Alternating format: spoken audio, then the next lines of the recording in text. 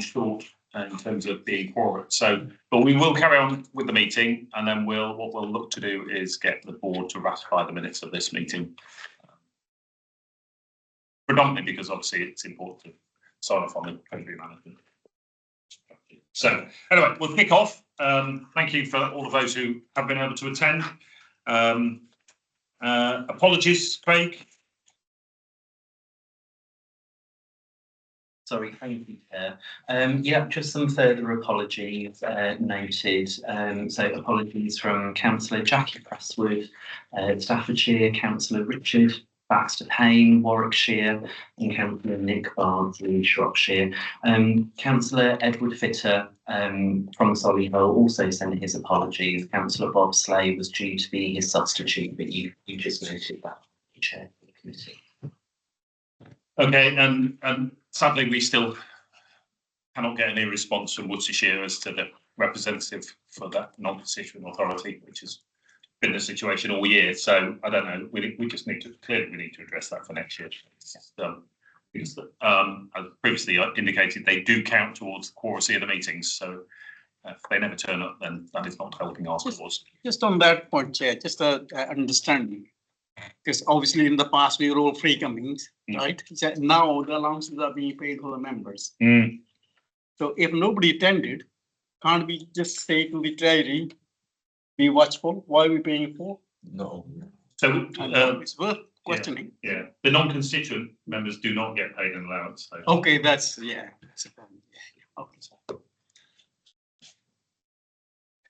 Okay, thank you. Item 2 on the agenda, declarations of interest. Members reminded that need to declare any disclosable pecuniary interest they have in any item being discussed during the course of the meeting. In addition, the receipt of any gift or hospitality should be declared where the value is thought to have exceeded £25 for gifts or £40 for hospitality. Any declarations required?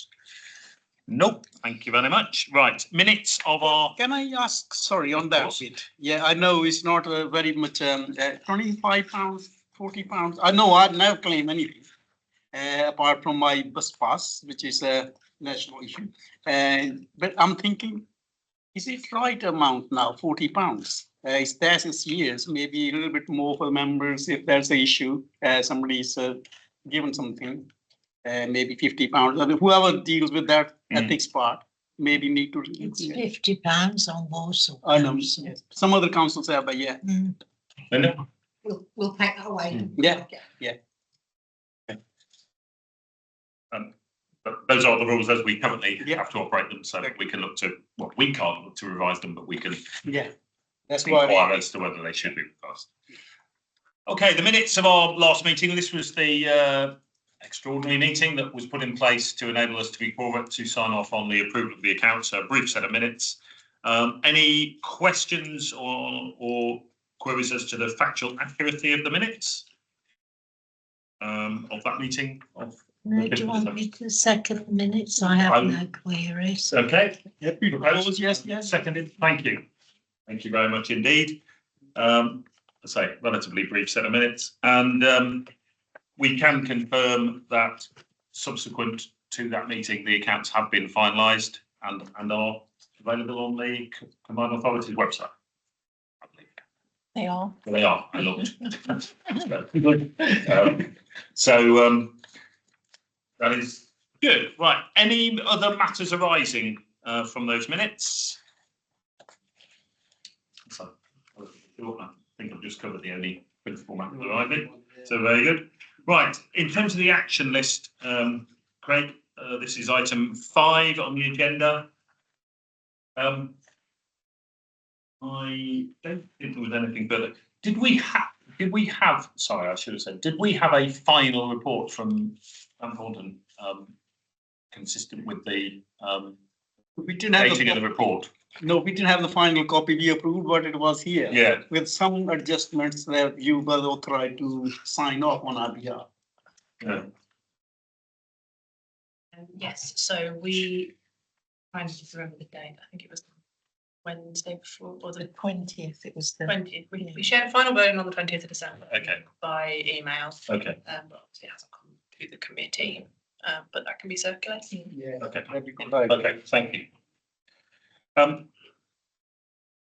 Right, unless there's anything else on the action list, on the work programme looking forward, quite an anomaly in that we still have to be confirmed against the 30th September meeting, which obviously has happened, but I don't think we'll need to worry about that. Just in terms of looking forward into the next meeting, which sadly may be the last meeting of this municipal year and for this version of the committee, so 14th of April. The only query I had, Craig, was there's reference in somebody's report, I think it's the internal audit report, around an annual report on whistleblowing activity. So I don't know whether that'll be incorporated in your report or will be a separate report.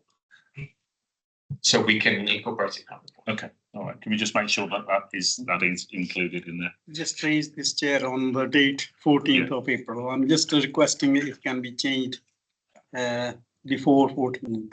Yeah. I can't do. Councillor Lucker has requested that we look for a possible alternative date to the 14th of April. Craig will get in touch with you to look at the possibility of moving that into the first 2 weeks of April, so the previous week or two. Obviously, if we can, we will accommodate that, but we'll obviously check with people's availability. Thanks for raising that. I've just looked as well. It is half term, so that would be beneficial if it could be brought forward or after that week, because it is half term week. Yeah. All right, Craig, we'll leave that in your capable hands. That's okay. Yeah.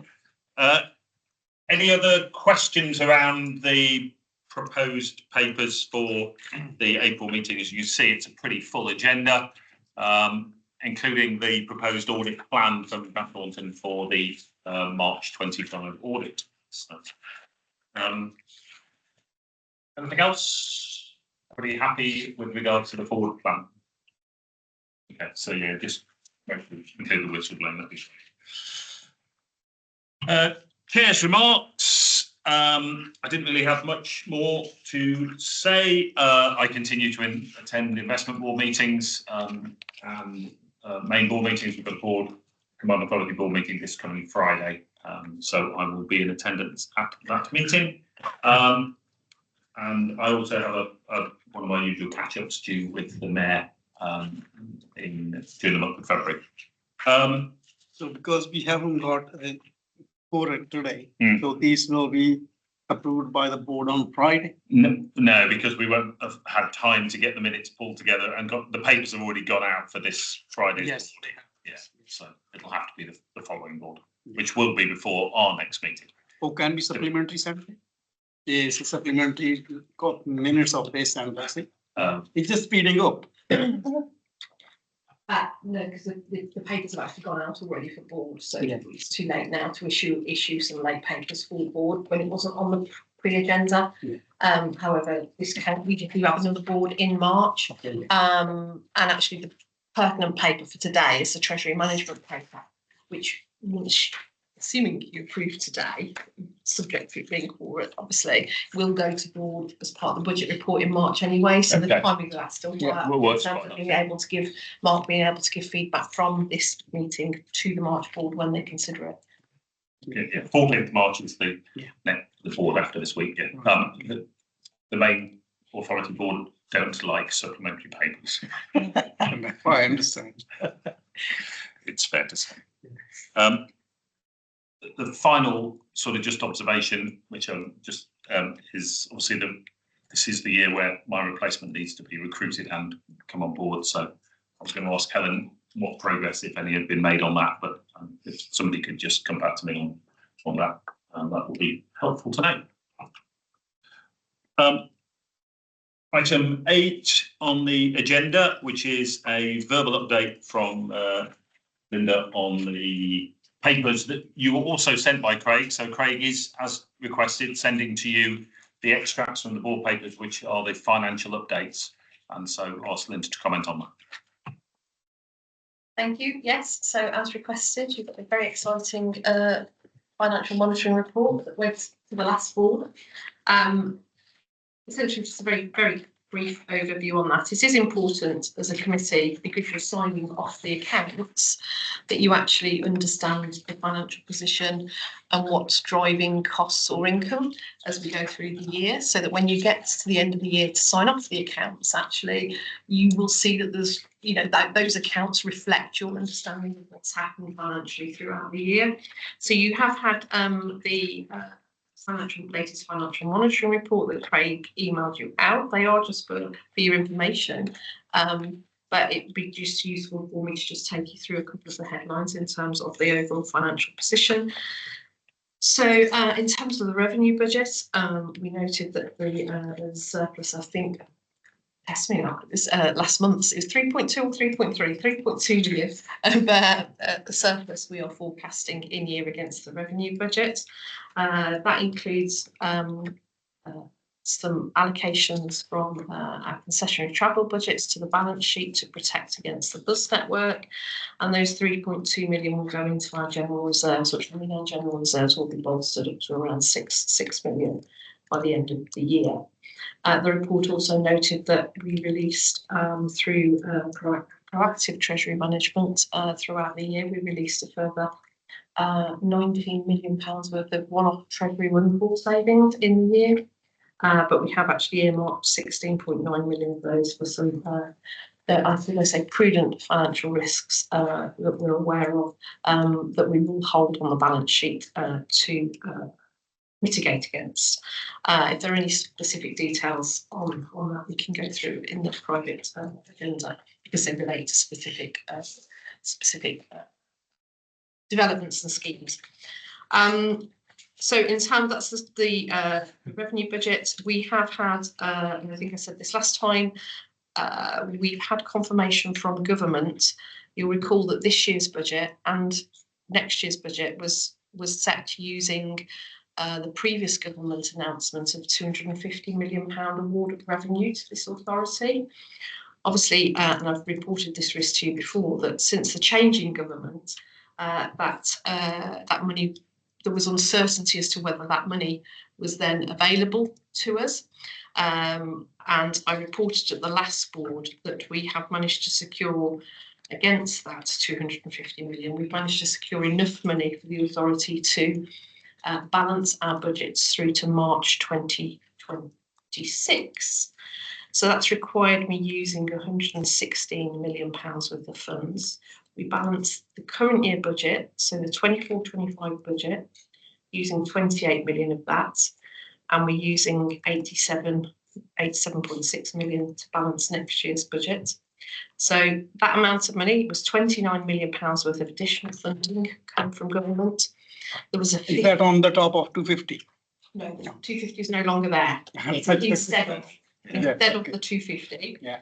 So we got 29 million additional funding, revenue funding from DLUC. We got a 50 million capital flip, if you like. So they swapped some capital money that we already had into revenue money, and then we'll replace the capital money as part of CRSTS2. And we were asked to use our regional allocation of £37 million worth of bus service improvement programme money to make the balance up. So the 29, the 15, the 37 added up to the 116 that I needed to get the authority through to March 26. So we do have I am proposing a balanced budget for the next financial year, using £87.6 million worth of that revenue. The financial monitoring report, you will note, actually shows in terms of the medium-term financial position, we still have an underlying financial sustainability gap arising on transport, local transport provision. That's about £120 million from the 26-27 financial year, rising up to 140 million over the 5-year period.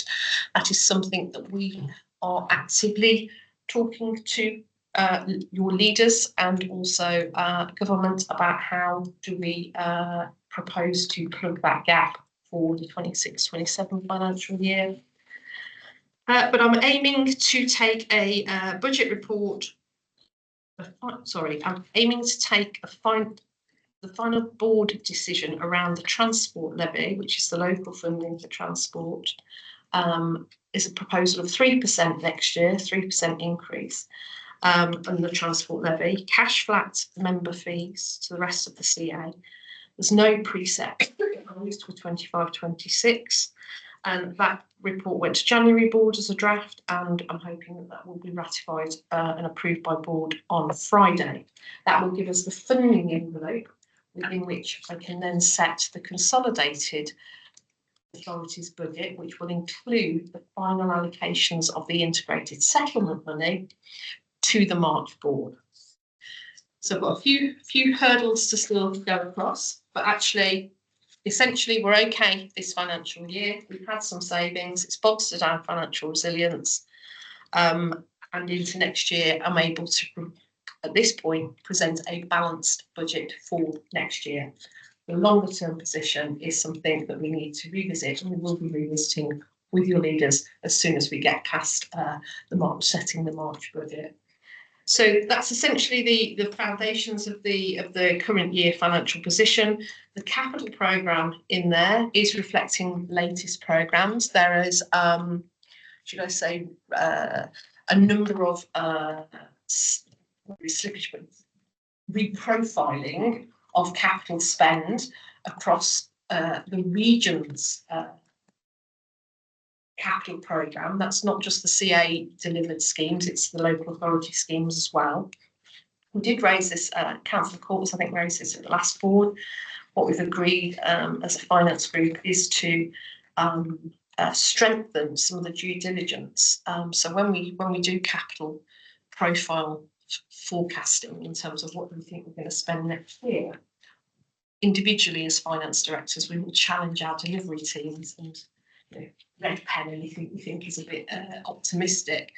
But actually what we've said is we'll strengthen it with a layer this year. So we'll do our own due diligence on our own regional schemes, bring it back together as a finance group for the West Midlands, and the West Midlands finance directors will then review the entire programme profile to make sure it's reasonable.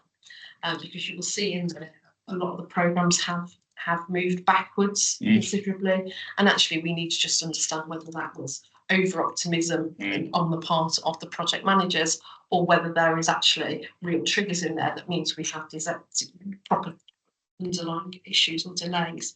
I'm minded that it's probably the format, sorry, it was over optimism in the actual forecast.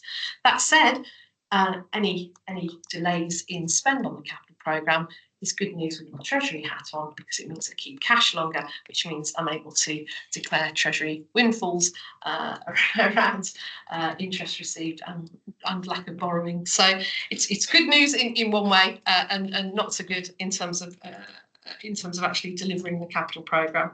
But that's where we are essentially in terms of the finances. I'm happy to take any questions on it. Thank you very much. And we didn't infer in advance, but that's exactly what I just said in the meeting before around why one of the reasons why we might be benefiting from some Treasury windfalls. So thank you for confirming that. On the reserves, 6 million plus, did you say? Yeah, I'm just trying to understand how much is in your back pocket of what's actually in earmark in this one.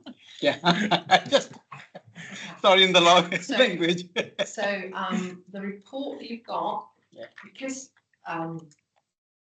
I do a full proper close down of our accounts every single month. Yeah. And that enables me to have a balance sheet every month, which is not generally the way the public sector works, actually, but for me it's very important that I see the balance sheet every month. So you will see that report that you have has got a balance sheet, an appendix 10, something like that, which will show you the level of authority reserves. So the 6 million is essentially the general reserve, the unallocated reserve. But you are right in your assumption that we will have put some finances away into earmark reserves that are shown. The total will be shown in the balance sheet, how much we've set aside for the various risks, whether that be around the BuzzNet, or just general financial resilience variances. There you go. Fantastic. Yeah. Thank But you raised an important point, and I think we discussed this when you were reporting that a reference to simply the level of general reserves in the balance sheet is obviously only part of the picture, and actually having an understanding of the earmarked reserves as well is important for us in terms of understanding what provisions exist against potential exposures. So it's a really important point. Thank you, Linda, for the oh, of course. Yeah. Well, thank you. Thank you. You spoke about the strengthening of the capital programme in relation to due diligence. So you've obviously looking at it in relation to due diligence, and therefore there will be delays in while you look at this. Can I ask you when we can expect that report, which will go into the due diligence and the delays, and when that will be reviewed, that programme? Because obviously there's a lot of people out there waiting for programmes to be completed. Yeah. So there won't be any delay to anything as a result of us doing a secondary level of due diligence on the figures. So we have we forecast, we detail reforecast quarterly, but actually any material because I do a full month end close every month, any material variances I know about every single month, and it just reflects latest programmes. I suppose the bit that I'm saying is as the it is it's a West Midlands wide regional programme that is being spent and delivered by the CA Direct and also the 7 local authorities. We every month ask your local authorities, and we look at what is our actual spend to date against what we thought it was going to be. And there'll be various reasons why project managers will report to us as to why the programme might have been changed since we last saw it. Our next step, there's a financial monitoring report going to March board, which will show the latest position for this year. So that'll be the final position for this year. But what we will do is once we've closed the March year-end accounts, when what the actuals are, we then during April do a complete rebase of the whole capital programme, including the local authority programmes that we're funding. So once we know what they've actually spent to the 31st of March, we do a complete bottom-up rebase, and we do this every year. We do a rebase in April based on what they've actually spent in March, and then we take the revised budget on capital to the first available board, which will be June. So there'll be no delay in anything. It's just I'm factoring in an extra layer of checks so that as individual FDs, we all look and go, yes, we're happy with our bit. But actually, from a collective point of view, we're just going to have a look across the piece and challenge each other to make sure we're all happy with the collective profiling that's been done.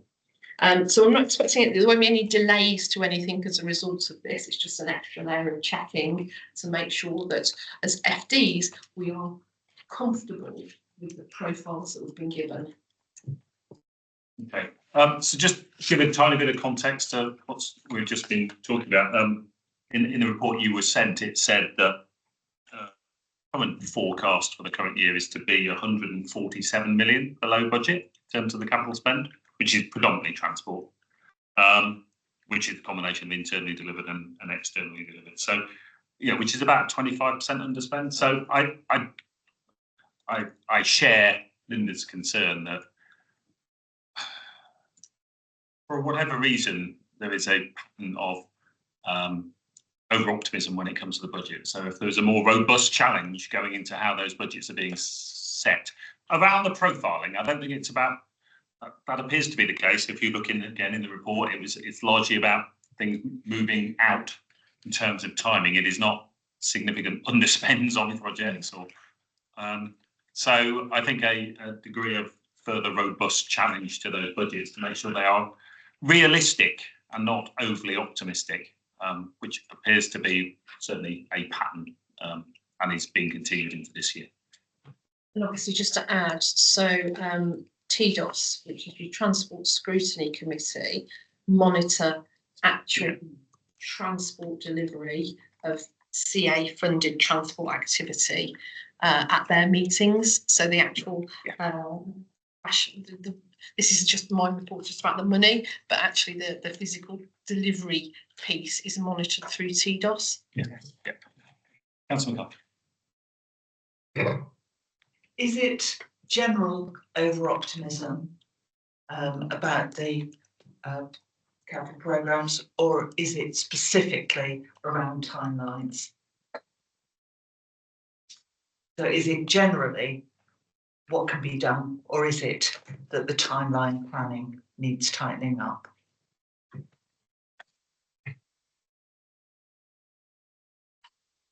I think it is. I think it's a bit of both. So it's actually, I think the timeline for when we're reporting, etc., is as tight as it can be, and the frequency. I'm more than happy with the frequency which we check in. Genuinely, I think we need to get to the bottom of, is it actual physical stuff that's happening on the ground that means there are delays to delivery, or is it just that optimism bias from a project manager who thinks they'll be able to, buy that piece of land by March and really it was June.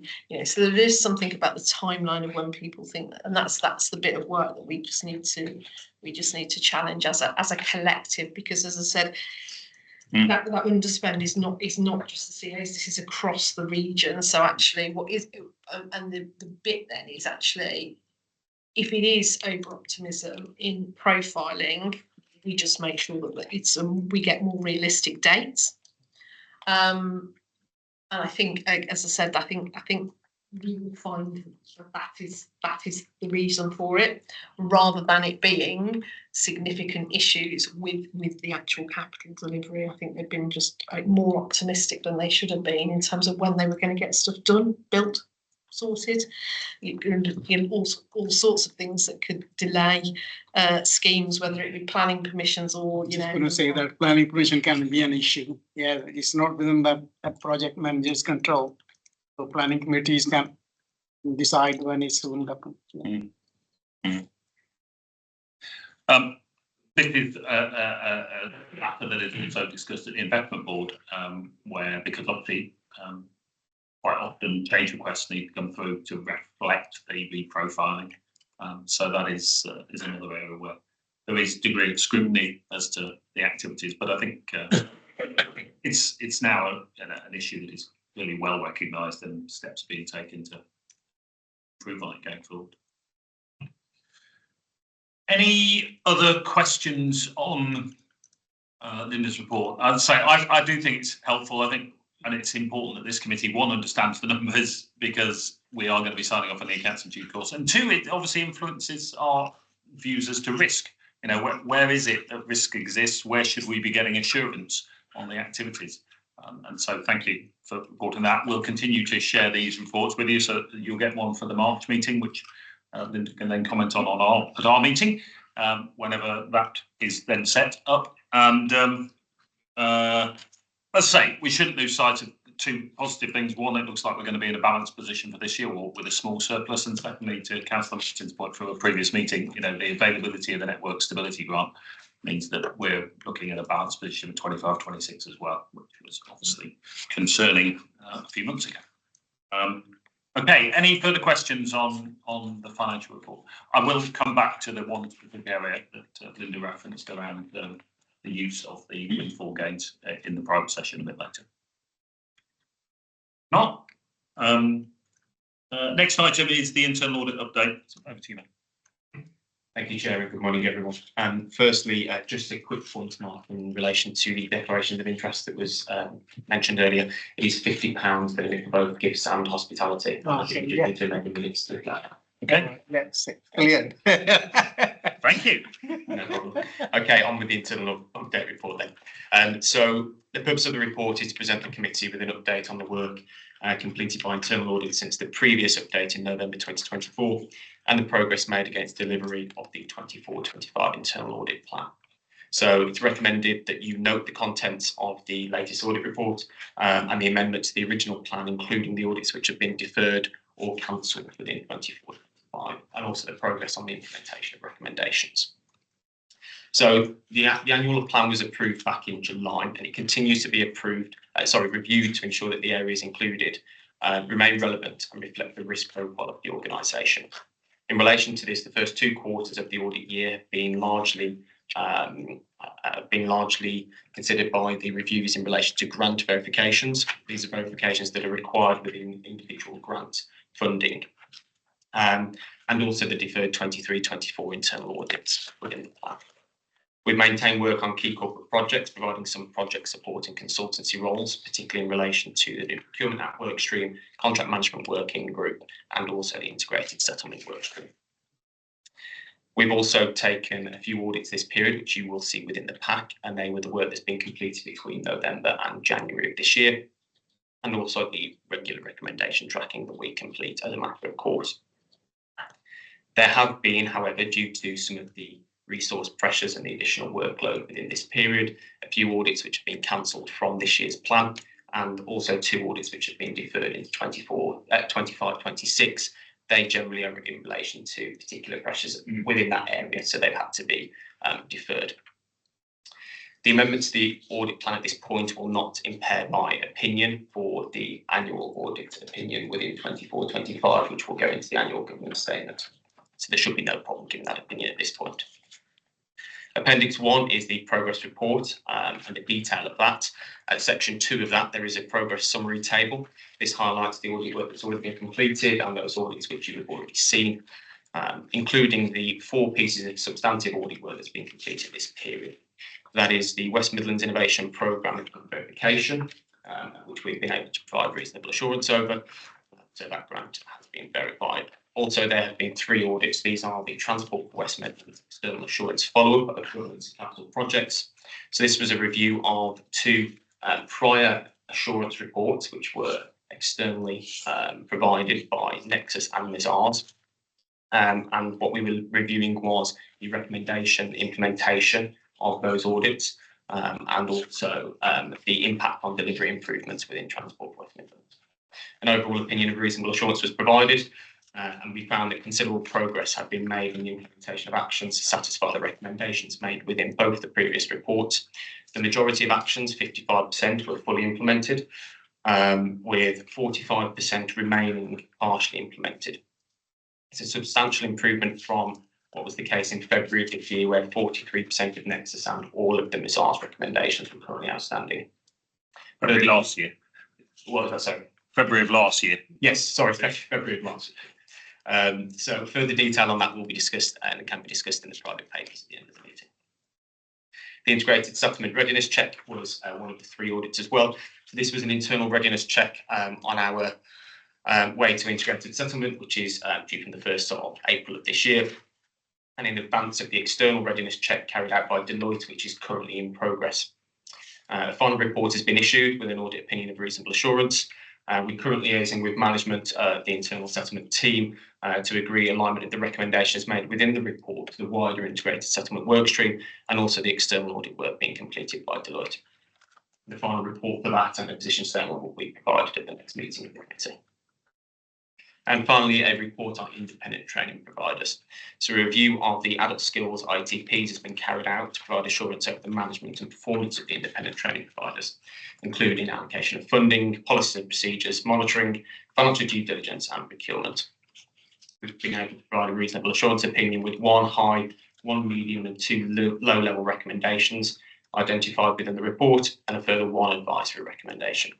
These included a lack of supporting documents retained to demonstrate compliance with the dynamic purchasing system, or commissioning of the independent training providers, financial due diligence and financial health monitoring reviews of the management accounts for the independent training providers were also not completed in accordance with the CA's internal process and the expected frequency based on their RAG rating. Again, further details can be provided at the end. A total of 13 audits are currently underway and in various stages of progress, as can be seen within the update table at section 2. And in terms of changes to the internal audit plan, so the nature of evolving risk naturally means that there will sometimes be changes to the internal audit plan, depending on resource pressures at any one point in time. Within the period of this update, as I've mentioned before, 2 corporate projects have been requested for completion.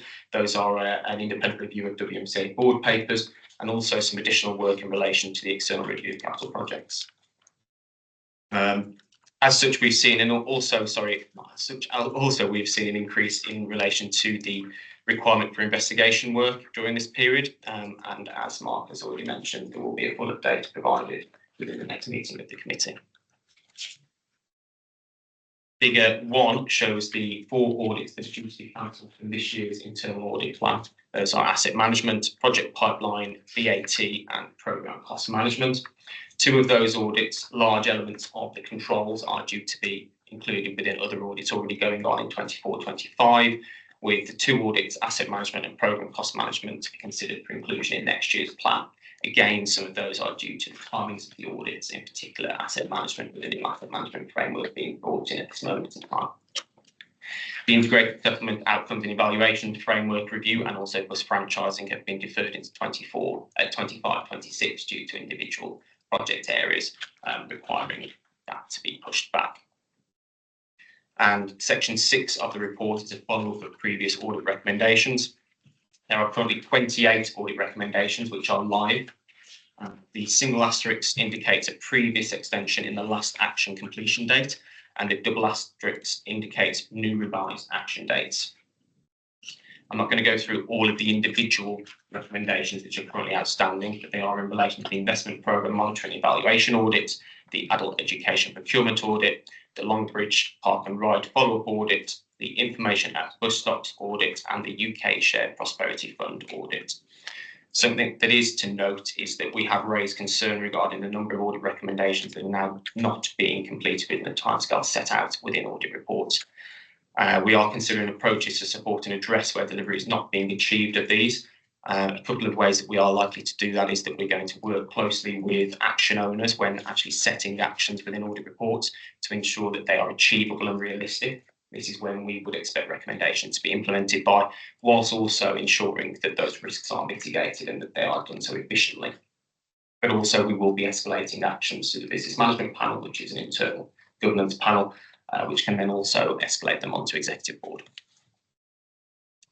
In relation to the one final audit to discuss, which is the business continuity report, you will remember that we presented a report back in, I believe, the July meeting, which was a limited audit report. There were 15 high-level recommendations within the report. 14 are currently still outstanding, and Keely Thomas is with us today to be able to give us a brief update in terms of the progress made for business continuity. So I think I can pass over to Keely now.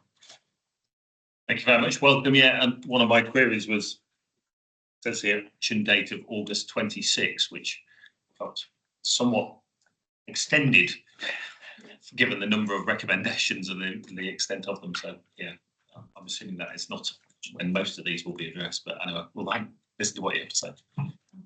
Hello everyone, welcome. My name is Keely, so I am the newly appointed as of January the 1st Business Continuity, Resilience, Response and Recovery Manager for the Combined Authority. So I've come along today just to give you a bit of an update on where we're at with those 15 recommendations. This is my first ARAC, so bear with and I'm open to any questions. So we are in progress with the majority of those recommendations. Some were based on a delay due to recruitment, but now I'm in post and I am due to recruit for 2 people to support me, and that will be in the coming weeks. So if I just go through very quickly the sort of 15 recommendations and give you a bit of a high level overview of where we're at, and I'm due to come back in April with a full report once I've got more resource. So the first one recommendation was around the business continuity plan. Obviously, that has a dependency on other things happening before we have a renewable plan, which was the reason that the target date was so far in advance, because I'm looking at a different landscape than we previously had for our business continuity plan. Combined authority has changed dramatically, and the landscape and the risks and requirements from what we need from our business continuity. So the plan, we've had a further review of some business impact assessments and the scope that's required across the combined authority. We are in a kind of resilient and robust place. It's just not organised as such is the best way for me to put it. We know where our business impact assessments lie and what's required to be able to recover. They're just not in a business continuity management system and how I would like it to look. Those things then fall within how we would create our business continuity plan to make the areas more succinct. The second recommendation was around the plan being provided to appropriate board level, and that will come in time to be shared with ARAC and the wider combined authority board as supported by exec directors. The third recommendation was around missing business impact assessments. They have all been completed now, so I have the missing business impact assessments, and I'm now reviewing those that have come through for kind of 24-25. Given the wider kind of transformation of the combined authority, the business impact assessments for this year will fall in line with that transformation project, as supported by Linda and Sarah Lau, the new Director of People and Culture Services. The fourth recommendation was around IT systems and actually the business impact assessments correlating with the disaster digital and data disaster recovery plan. They have copies of all of the business impact assessments. Again, just the streamlining isn't exactly where I would like it to be from a system. And again, the understanding of the combined authority as to what is required when we're talking about system recovery. So I'm working on that with those business continuity ambassadors within the company so that they actually understand what's required of us and I can hold them to account for those business impact assessments. Recommendation 5 was that the plan would be reviewed annually. That obviously goes without saying that that will happen. Now we have a confirmed me in post, and that will continue moving forward. My role is a permanent position, so that is something that will be in our business continuity framework for the plans to be reviewed annually and for business impact assessments to be reviewed continuously alongside change within the combined authority as opposed to it being an annual process. One of the things that I had asked for and that was endorsed by executive board was business continuity ambassadors. So those people are aware that any change within a team, the impact assessment has to be updated so that we can recover as quickly as possible and continues our resilience. The 7th item was around a communications plan. So that is being delivered by our comms team, that it is in progress at the moment, and I have put in place some mitigations with regards to what crisis comms would look like in the interim. We have successfully delivered our emergency communications plan. That was delivered in October last year, and that gives us the ability to be able to text all combined authority staff and an internal incident hotline number so that we can have messages two-way. So we would text all of our staff and they'd receive further information via a hotline number as well. So that was successfully delivered in October.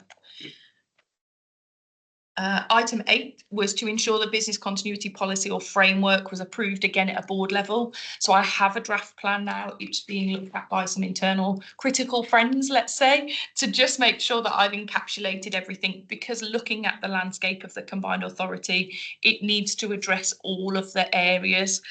So we've got 7 disaster recovery plans from network emergency plan right the way through to 16 Summer Lane plan. So I just need to make sure it encapsulates everything in that framework, but that is in progress at the moment and I'm hoping should be with you to view. I'm not going to promise for the April meeting, but hopefully the next one after that. Then next point was around the document should also give regard to expectation and roles of officers. So I'm working alongside our emergency planning colleagues to review and standardise all of our on-call. We have 5 on-call structures that cover the whole of the combined authority, and I'm looking at standardising those and what the trigger points are for escalation. So that will be part of my review into the whole business continuity management system.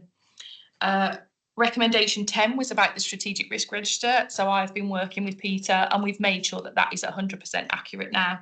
It does reflect that, again, we have the resilience in place. It's just a little bit messy at the minute. I would know what we need, but it's not all in one cohesive document, which it will be by the time that I've completed this. Recommendation 11, we're nearly there, was to conduct a review of the governance. So I took my paper to executive board and it was agreed that governance would go through our internal panels, and then any further requirements would then escalate up to through this committee or through board. And that was supported by Linda as my director at the time, that would be the avenue that we would take business continuity. So that has happened, and some of our elements have gone for our panels. So our people panel looked at the comms recommendation that I put forward for our whole staff structure. Recommendation 12 was around business continuity testing. So I have in my head what a testing and validation document would look like to ensure that we've tested all of those operational plans and our strategic framework. And that will come into play as and when I've got a document to test. So that's on my agenda to complete over the next kind of 18 months. The other recommendations fell under digital and data, and I have got an update from Louise, who I'm working really closely with within digital and data, and that was again around reviewing the business impact assessments and making sure the alignment was there, and then training, testing and validating our digital and data recovery plans. It's something again that I have stressed that we shouldn't be waiting to test digital and data recovery plans until I've got a training and validating plan. It should just happen as BAU. And we've had that conversation. Recommendation 14 was around a periodic programme of testing, and that is now in place, and hopefully that will begin, as I said before, I have an official training and validating programme. And then the final element was further recommend the completion and approval of a business continuity and disaster recovery plan, and making sure that they're aligned, of which, like I said, I'm looped in and working really collaboratively with digital and data. They're the experts of their area, but I will make sure that it is aligned in our framework. We are so reliant on digital and data now, and so is the world, that we need to ensure that that is robust. So that is where I am at the moment. The plan is a long plan. I'm not denying that, but the resource should support that and ensure that we've got a resilient, robust plan moving forward, as opposed to just off a shelf. Thank you all.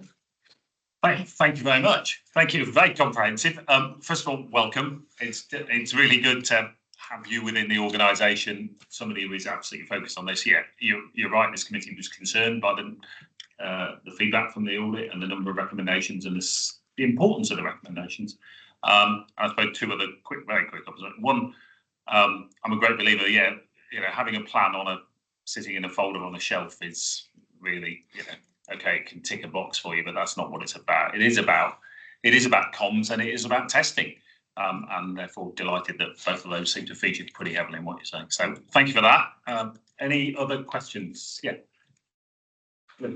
Absolutely.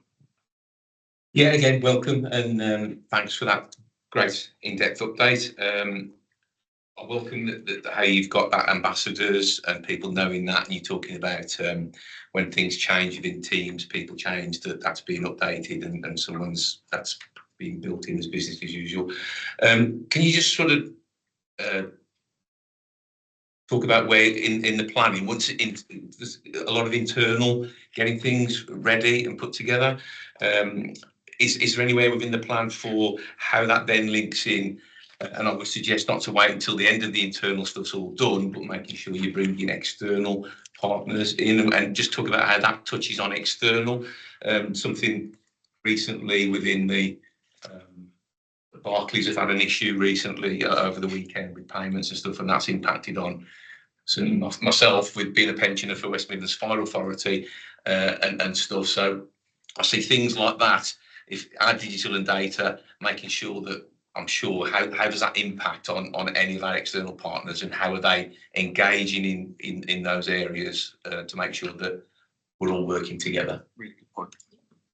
So I am part of the Local Resilience Forum. So That's Local Resilience Forum that is hosted by Nick, who's in the police, and I'm looped in with any of your local business continuity partners. So Chelsea, who is a business continuity officer for Wolverhampton, I'm heavily looped in with them to monitor that. With regards to a stakeholder perspective, it's something that's on my radar to look at more, and how, should something happen at the combined authority, we communicate with our stakeholders, investors, all of those sort of things. So it's part of the crisis communications plan as to how quickly we would contact partners and stakeholders.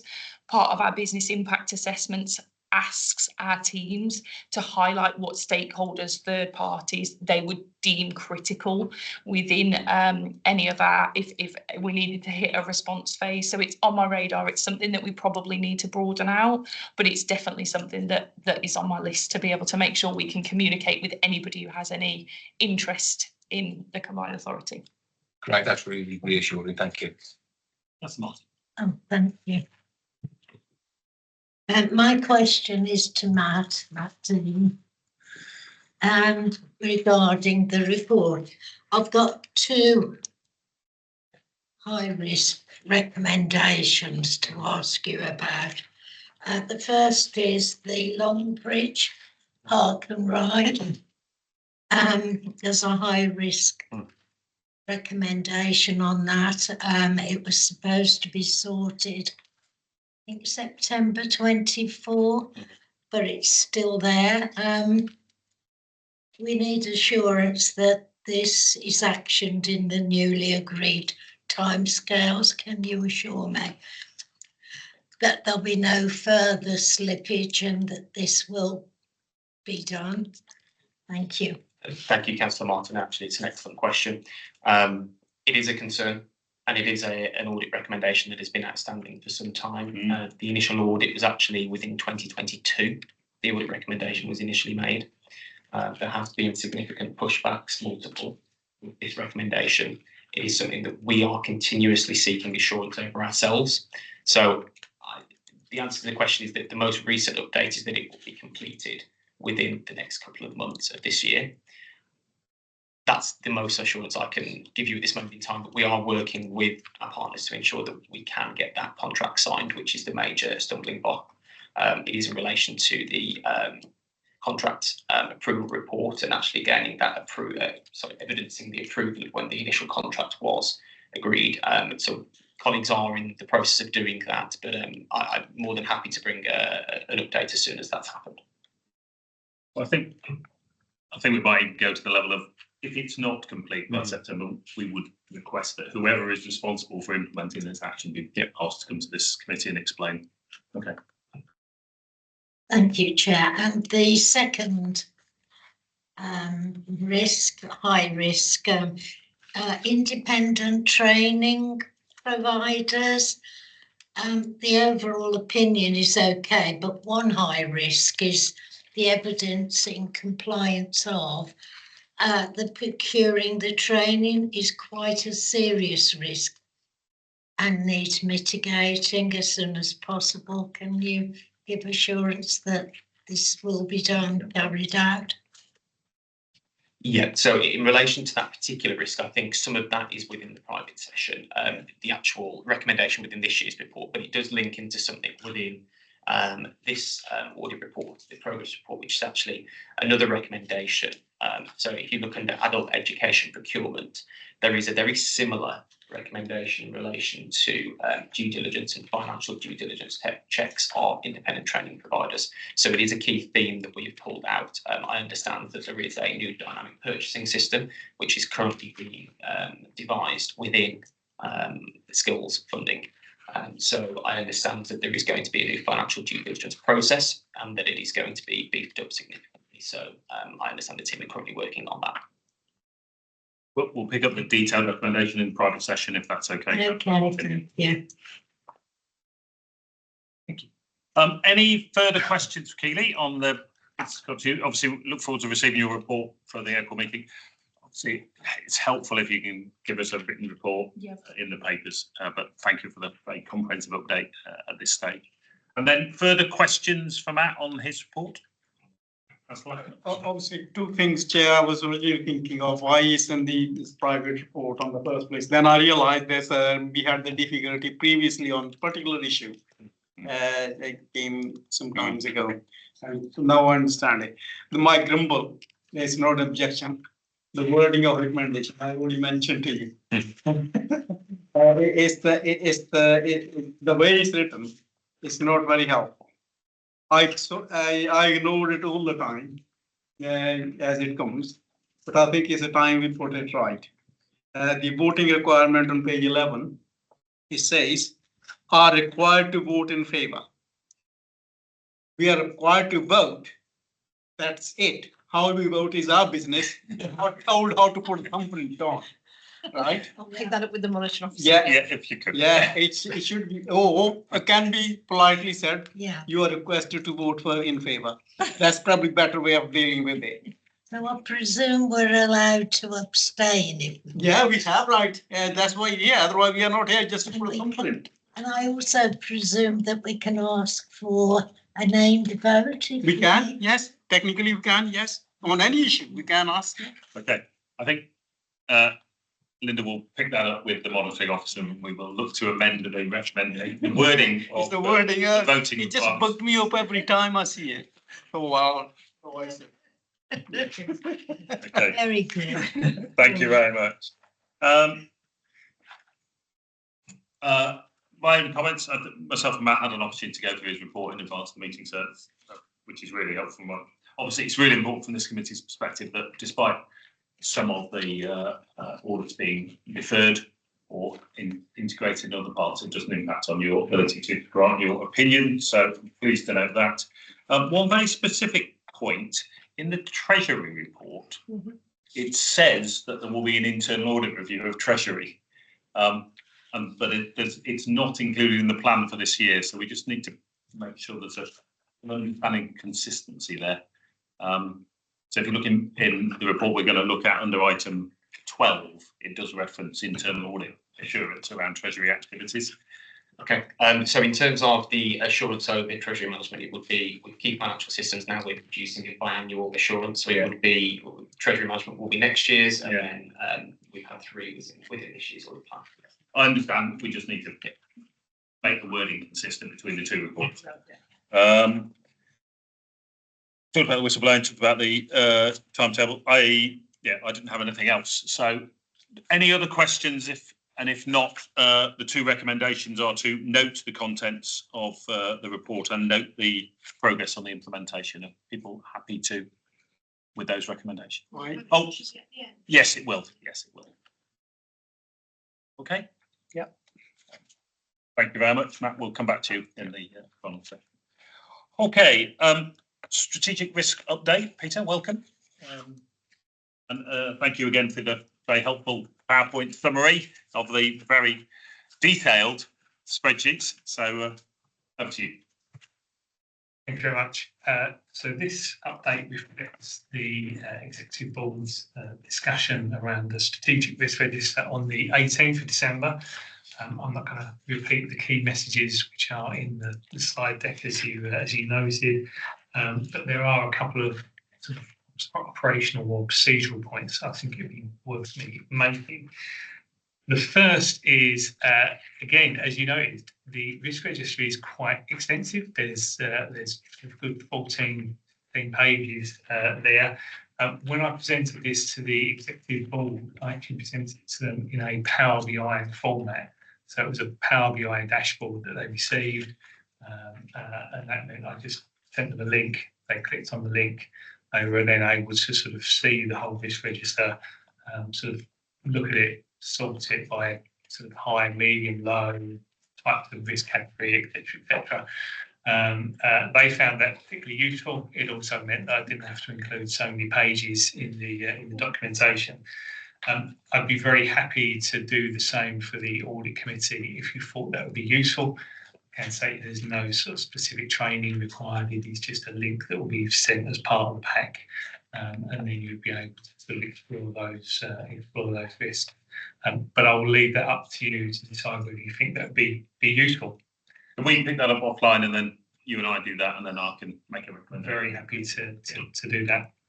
And the only other point was that following that sort of discussion, the exec board, I think they found it prompted various other discussions around those risks. And one of the things that they've asked me to do is come up with a process for some deep dives. So they want to start to conduct some deep dives into these risks.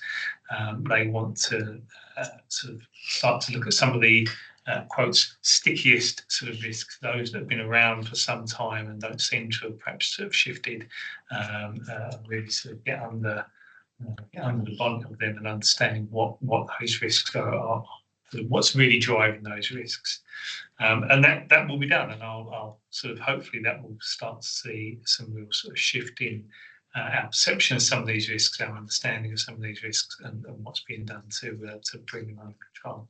But those are just a couple of operational points. But obviously, any questions about the risk register or the key messages from the EXP? Okay, thank you. Probably worth just noting, obviously, 2 risks. It's always important to note what has been taken off the risk register as well. To be comfortable with that.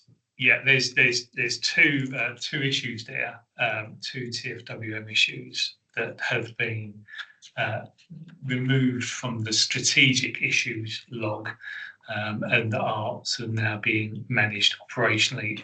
Certainly, the sort of the metro cracks have been around for some time, and it was felt that was now in a position where the various other matters, I know they've actually got some of those elements down as individual risks within TFWM, are being sort of managed operationally rather than sort of having sort of overview at that strategic level. Very good. Councillor Jessel, did you want to raise you had a question earlier about the new risk? New risk, expect that expenditure. I was interested, are there any specific programmes or projects where there appears to be a more of a problem in relation to this? So, I mean, the paper actually notes that I think there were 2 new strategic risks some time ago around capital delivery transport and capital delivery housing. So they are already sort of making some reference to some of the underlying issues or causes for that risk. So I've mentioned one of the key messages does say that sort of transport and housing sort of recognised within that, but there are sort of other sort of programmes as well. I don't know if anything more to say on those. Thank you. Yeah, so again, it's something to pick up in the financial monitoring report. See where we have time limited funding, where programmes are going profiling and then moving backwards. We have to make sure we maximise the use of the region's funding. So we've got 3 in particular that we're monitoring very closely. One is as Peter said there, the City Region Sustainable Transport Funding, which is the big fund that underpins all of the transport delivery, whether that's CA delivered or local authority delivered. So the conversation we had earlier about the slippage obviously affects how we're using the grant. That is being regularly reviewed. We've also done a review across the MCAs, because we've all been, obviously City Region Sustainable Transport Funding was a new pot, and we just wanted to make sure that we're not out of kilter. We're not. I think nationally we're mid-table in terms of our performance as a region. So it's just one that we're monitoring. In terms of housing, we are in discussions with CLG around an extension to some of our housing deadlines for grant, and all indications are positive in that regard, that they are minded to be subject to Treasury approval, allowing us to extend some of our grants. This has been noted through Investment Board, but due to the essentially the level of grant and the number of houses you have to build for them a grant, it gave an average intervention rate for this region of around £12,500 per house, which actually is quite low. And so therefore we've actually struggled to actually get as many units out for that amount of money as has been required. So the conversations on new funds that have been coming through have actually already increased the intervention rates to £25,000. But actually we're still having further conversations about extending the deadline for use of the funds and actually giving us more flexibility around the intervention rates to enable us to spend that as a region. So as I said, indications are very positive from government in that regard. The final one that we're monitoring is closely is the performance of the region, and again that's CA and the 7 local authorities around the UK Shared Prosperity Fund. So we had 88 million to spend over the 3 years. We still have the deadline to spend is March 25. We have still got a significant amount of spend to go as a collective. As a group of finance directors, we've been working very closely with the project teams over the last 6 to 8 months to review spend, forecast spend to date, because obviously as a region we want to be able to maximise the use, and if one local authority can't spend it, then actually we've to actually redistribute that money. So there was a report, we went through the financial monitoring report either last time or the time before, that it enabled us to reallocate some of the money that was underspending from some of the local authorities across other authorities who could then spend. So as a region, we're working collectively to make sure that we maximise the amount between the 8 of us that we spend of that amount. I actually had a further review with your finance directors only last Thursday on the proposed spend for the year, and actually all finance directors came back and said they'd done a deep dive with your individual teams, and that they were all happy that the forecasts that they're projecting to have spent, that you were all on track to have spent it by the end of March. So one we're closely managing, but we've been taking mitigation action. Just can you come back to that? So I think because it's not been mentioned, and hopefully won't be affected by it. With Wolverhampton, separate risk investment zones. I just wanted to just check investment zone at the moment. Is there an issue with underspending in that area or risk? No risk at the minute in terms of the investment zones. Obviously, the 65 million that's come in, Wolverhampton in particular, is just taking grants. It's not actually a business rates generating zone, but the 65 million is phased over 5 years. I don't know the figures off the top of my head, but it's not a huge amount that's got to be spent this year. That's 65 million. They are profiling it in terms of paying us. I'm more than comfortable that we're on track at the minute on the west on the investment zones. Okay, that's the Martin. Thank you. Thank you for your report. The overall strategic risks and scores look reasonable. However, some risks have been updated with actions being taken and some haven't. I think you mentioned it, didn't you, in your report? And some haven't changed since the last update. It would be good if the committee had sight of any dates of mitigating actions were being completed, and if and when any reduction towards the target score could be monitored to ensure that the relevant progress is made as needed, or it can be escalated as necessary. So can you give me assurance that that's going to happen? So what I can say is that there's obviously this, we regularly review each of these sort of risks. The whole of this registry is reviewed sort of regularly.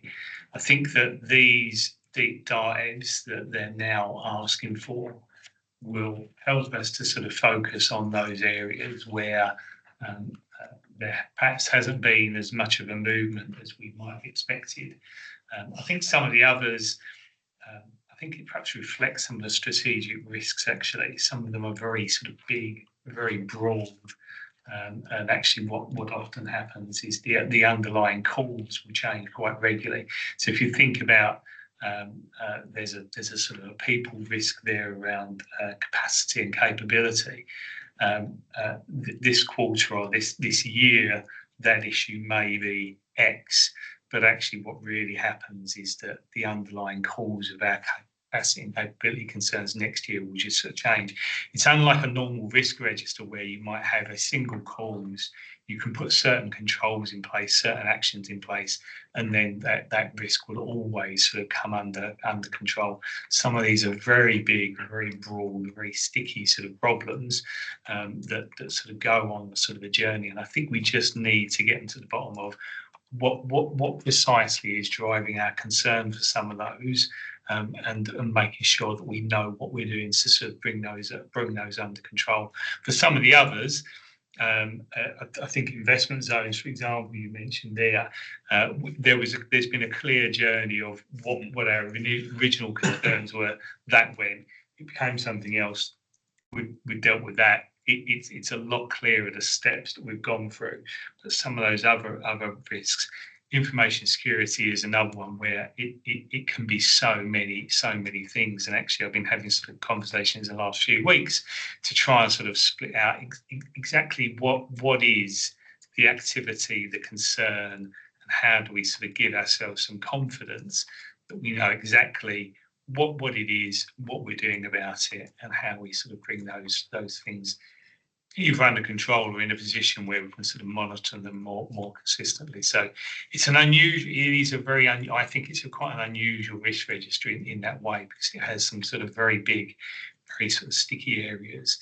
But there's certainly action in place to sort of both review them regularly and undertake deep dives and sort of get to the bottom of exactly what's happening with some of these. And to escalate where necessary, I presume. Well, so there is a whole sort of structure within the CA where we're looking at sort of operational activity, we're looking at delivery activity, and exec directors should have their risk registers in place. We've got these new panels, we're talking to people about what their role and responsibility might be as well around risk management, so that the executive board have a strategic risk register that provides them with the sort of big view of the big areas of concern, and there's clarity around who's meant to be sort of doing what.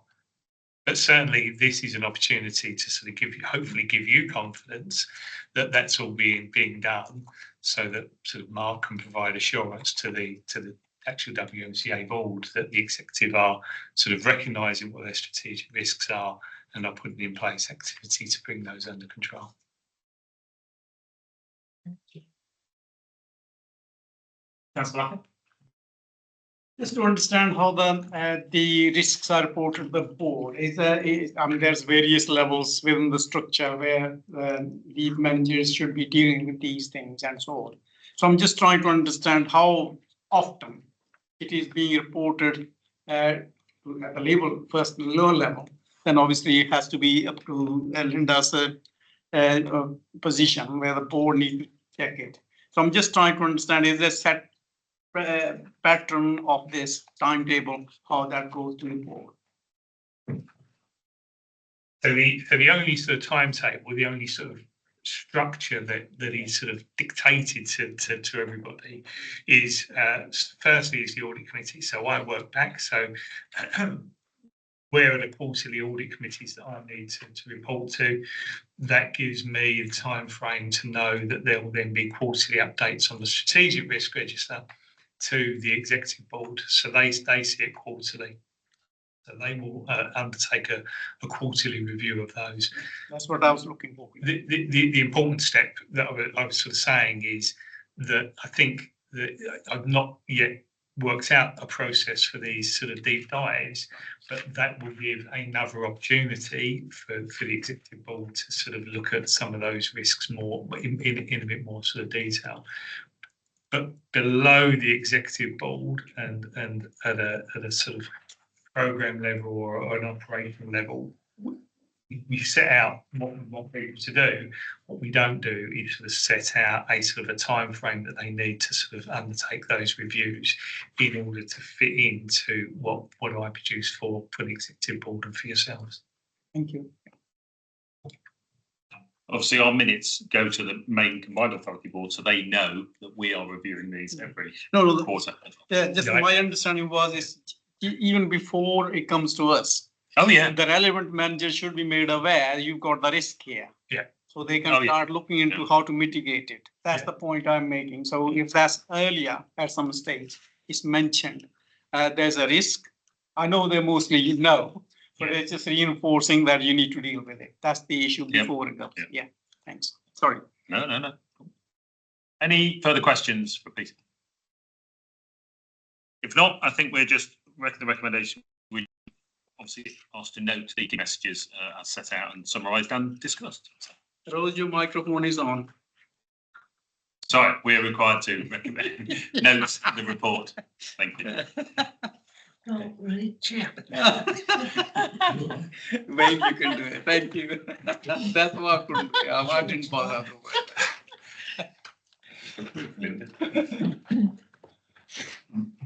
Sorry, we're just talking about microphone. Yeah.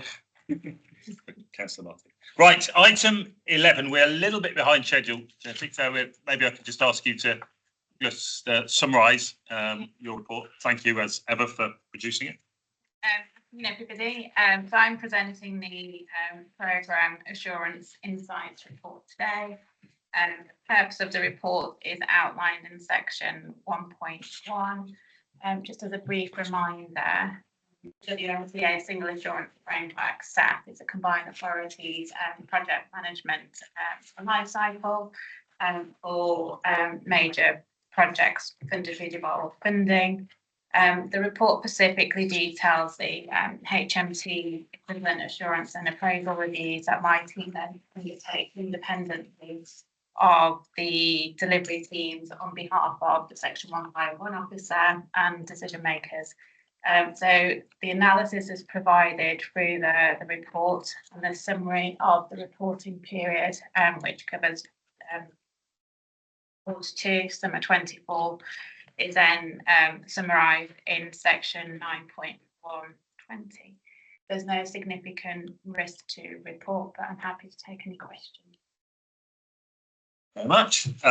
Just open up in a moment. Just a couple of things that caught my eye. Well, first of all, thank you. I noticed the graphs. The formatting of the graphs has changed. Thank you.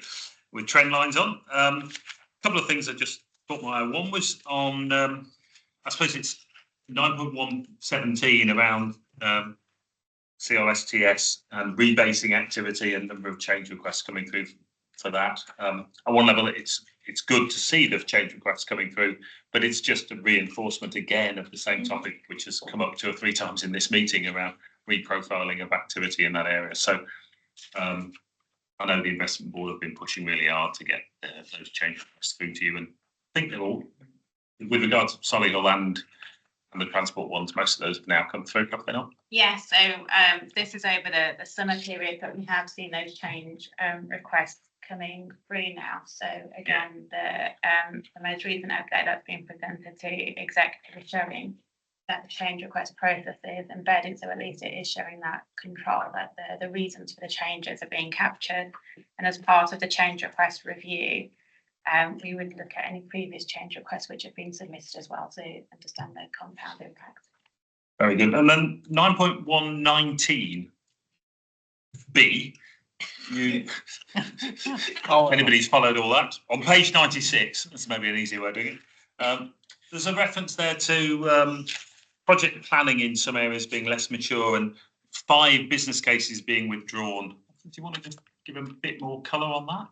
So I think I shared a bit of this detail in the previous report. So what we have seen now that the assurance framework is embedded, what we do track as part of the team is when we're expecting business cases to receive the team and the slippage. So this supplements the performance management arrangements within the delivery directorates. But one of the risks that has been escalated to executive is around that that deviation in terms of expected business cases that has been escalated to executive. Some of this in this particular reporting period is mostly concentrated around the review of the RSCS programme, which has been acknowledged. Okay, yeah, planning perspective, if you are expecting a significant number of assessments to come through and then they don't appear, it's. Do you want to comment? It's I suppose an ongoing issue that Jyoti and I are discussing, and it's not actually just affects Jyoti's team, it actually affects all of our wider enabling services. Yeah. Because as we're gearing up to support, obviously, if things don't come through when we as the leaders of the teams expect them to, it can cause all sorts of issues around capacity planning, etc. So it's two things around this. One in particularly, I've got a further conversation with the executive board this Wednesday on the specifics around the PAA team and the challenge from me into our executive board around what do we need to do to actually get better at this. But secondly, it also feeds into the change of transformation programme that's being led by the chief executive to ensure that actually we've got the right capability and capacity across the organisation, and that this planning piece around that capacity is picked up as part of our change and transformation work. That said, we are a combined authority, so anything can happen on a day-to-day basis, can't it? So there is a need for flex and agility in anything we get, but we are trying to address it through those two streams. Very good, thank you. Any further questions for Jyoti on her report update? Oh, thank you very much. And the committee is simply asked to note the contents of the report. Item 12, Treasury Management. It was a long while ago we started on Treasury. Mark, are you back with us? I am, yes. Thank you. Very good. Still here. Well, welcome back, as are we. Obviously this is an important part of today's committee. Unfortunately, we're not quorate, so we can't actually vote through on the recommendations, but we'll obviously consider your report and then get this ratified at subsequent board. So over to you. Obviously, we had the training, so you can perhaps skip through one or two of things a little more quickly. Of course, yes. For the sake of brevity then, the report before the committee this morning is our Treasury Management Policy, Strategy and Practices report for 2025-26. And committee, under its delegated authority to scrutinise these matters, is asked to endorse and send further approval to board those elements of the report. For context then, just briefly, our portfolio itself has moved from the 1st of April at net investments, that's investments less borrowing, from £199 million to £190 million at the 31st of December. So only a minor move during the course of the year. We'd expect investments to fall a little bit further during the remainder of this financial year, but still have a significant investment portfolio at the 31st of March. With regards to the borrowing strategy, which we touched on quite a lot this morning within training, our capital financing requirement, or underlying need to borrow, is expected to rise to about 976 million during 25-26. We are currently internally borrowed and expect to maintain that position over the forthcoming years, as the cashback balances that we have within our reserves, and particularly our working capital grants received in advance of need, remain elevated. And we think this is the central case for us, given that interest rates are elevated at this moment in time, but the long run is that they are expected to fall perhaps in 2 to 3 years' time, and that will be more propitious to enter in the borrowing market at that point in time. From an investment perspective, we haven't felt the need to change much, if at all, of our criteria this year. They've worked well during the course of the last 12 months. We made significant changes last year, and we feel the limits and tenors that we have at this moment in time for most categories of investment counterparty are correct, given the levels of cash that we expect to have moving forward. The one small amendment that we've made is to increase the criteria for the registered provider or housing association sector next year from 20 million to 30 million. This wouldn't impact upon individual counterparties, so each individual registered provider would still have a limit of 5 million each and still be subject to minimum credit criteria of A-. But for the sector itself, which is often interested in longer term investments, it gives us the opportunity, subject to the way the yield curve moves and our own longer term limits as well, to take some opportunities should they arise during the course of the year. So that's the one small tweak within the investment criteria that we've put forward this year. Outside of that, I think that's all I need to go into for now. I'm happy to take questions. Very good, thank you. As I say, it's I suppose what's just important for the committee here is to, we had all the theory this morning, just to understand how this is being applied in the context of the combined authority. So if I could just summarise one or two bits and pieces that I thought were important.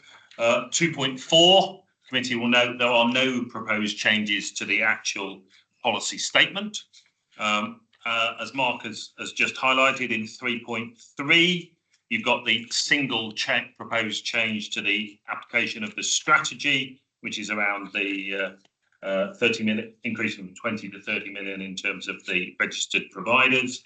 3.4, you may be, I think, hopefully you're pleased to note that there are no current investments with any authorities that have issued Section 114 notices. 4.7 was the bit where I've highlighted that it says ALAC will receive independent assurance that the TMPs are fit for purpose and operating effectively from the annual internal audit or key financial systems. So we probably just need to tweak that wording to be consistent with what we're saying. I think page 108, table 2, flags that at the moment there is no need for any new borrowings in the next 5 years. Which is consistent with what we said. The table also shows a significant level of under borrowing. Table 4 shows that the level of the authorised limit against the level of borrowings. Again, there's a significant level of headroom that is being assumed. And then I think on the investment strategy, I'd go to page 117. Table 5, you can see where the proposed counterparties are, the limits, both for the sector and also for any individual counterparty. And you can see that the vast majority of our investments are with other local authorities.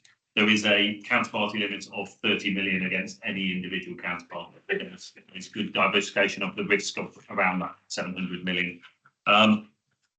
I suppose but the one bit that caught my eye is REITs, not for any other reason that it's a sector that's had some challenges in recent years. So I'm pleased to note that the sector limit is only 10 and the counterparty limit is only 5, because it's just an area that, as I say, there have been one or two of the REITs that have got themselves into a bit of a pickle, particularly around liquidity as well. So I'm pleased to note there isn't any significant changes there. Page 118, just at the top on those bullet points, I think that is again a degree of prudence and caution that is being applied around liquidity in particular. I think it's really important that people understand that that's the position that the authority is adopting. Forward trades, no 114s. And I did flag with Linda this point that no trades with authorities where audited accounts are not available for the preceding year might need to just be accounts which have received an audit opinion as opposed to having been audited and had a disclaimer of opinion, because that is perhaps a feature of the sector in the last few months. So just a tiny tweak there. And I think that was about it, actually, that I just wanted to bring to the committee's attention. But any further questions from Art based on how what you heard this morning is being applied within the context of the authority? Any further questions? I think we questioned it earlier. Yeah, I think we covered a number of these things in the session, in the training session. But it's important that we sort of record that we've had that opportunity and we've had it. Councillor Martin. It's looking good broadly. And it's great to see that the environmental governance and social policy in more detail than most councils and organisations. So well done, thank you. Yeah, I think that is important. But equally, it was made very clear that it is a secondary consideration after security, liquidity and yield. And that also has to be right in the context of what we're doing. So, if there are no further questions, is the committee, if it were quorate, will be happy to review and endorse the policy statement, the strategy, and to note and agree the arrangements for how those will be applied within the authority. We informally do it because we can't do formally. Yeah, exactly. We informally can do it. Obviously, Exactly. they can the report board can take a note of it. Okay, committee happy with that? Okay, very good. Thank you very much. Thank you, Mark. Thank you for arranging the training. And so it was really useful. I definitely feel the committee has had the best opportunity it's had to engage around this topic. And so very grateful and very comfortable, obviously, with what's being proposed. I'll just flag for one more time, obviously pleasing to see how the application of this policy and the strategy has delivered very strong financial returns for the authority in the last 12 months and is projected to continue to do so in the short term. So thank you very much. Okay. Thank you, Chair. Thank you. If we've all agreed it, then you just need to bring that one extra person in for them to agree it in the future. The same.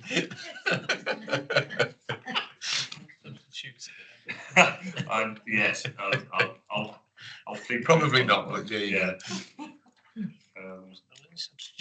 Right. So, right, we now item 13. This is the point on which we exclude public and press in accordance with section 100A of the Local Government Act 1972. Public and press be excluded from the meeting for the following items of business so that they're likely to involve the disclosure of exempt information and classified in the paragraphs of the Act. Craig, can you confirm that has happened? Yes. No, we switched off from outside. Thank you very much. Right, I think there were two items, one specific item on the